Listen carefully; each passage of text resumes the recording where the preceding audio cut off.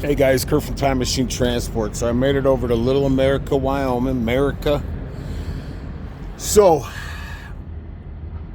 this was not fun. However, it's good training at the end of the day. So I was able to get all four of my brake chambers released off of the drums, so your brake's not touching the drum. And I wasn't too worried because I still had my steer axle brakes and I had my trailer brakes. I just didn't have any brakes on my four drive wheels. So I lucked out because I had no idea that there was a Floyd's Truck Center in Rock Springs. So this one device, this one valve, can cost you $1,000 or $2,000 if it goes bad. The reason being is when I was going down the road, I was heading over to Ogden to pick up a load, and this wheel locked up. And I was doing like 75-ish because I had to get to the pickup because I was running late because they took so long to unload me at this job site. So I'm driving, and all of a sudden I feel like my truck's decreasing in speed. And I'm like, what the fuck? So all of a sudden I look in my mirrors because I'm empty, obviously, so I shouldn't be dogging up a hill.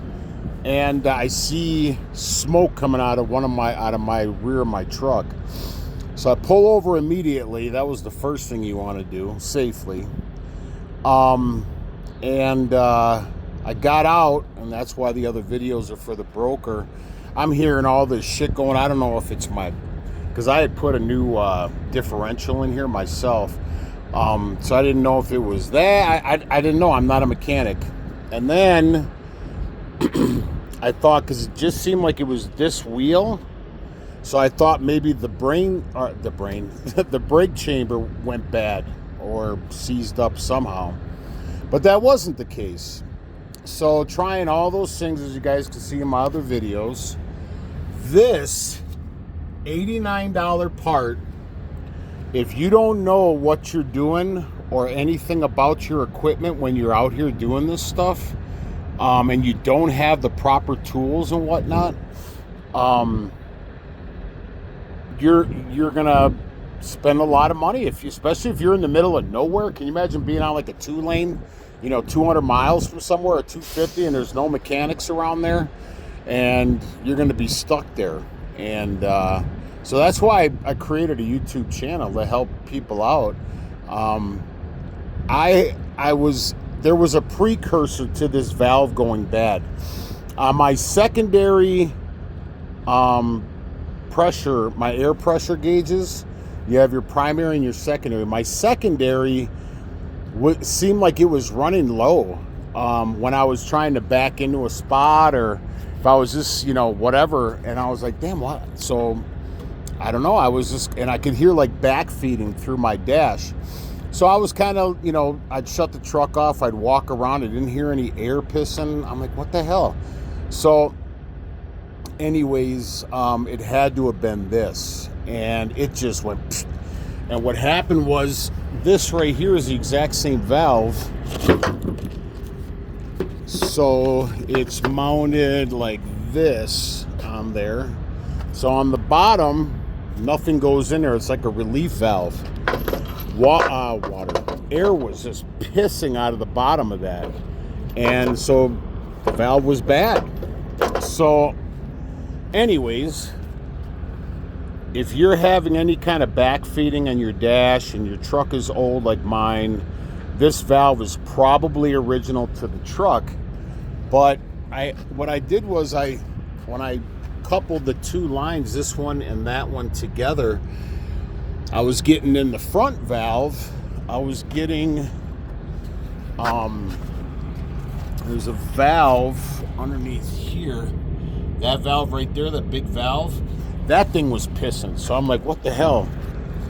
So it was kind of a trial and error. I was out there for like 6 hours, man. So And I'm glad that I persisted, because the alternative to that is you're going to have roadside service come out, or you're getting towed, and that's going to be $1,000 to $2,000. Trust me.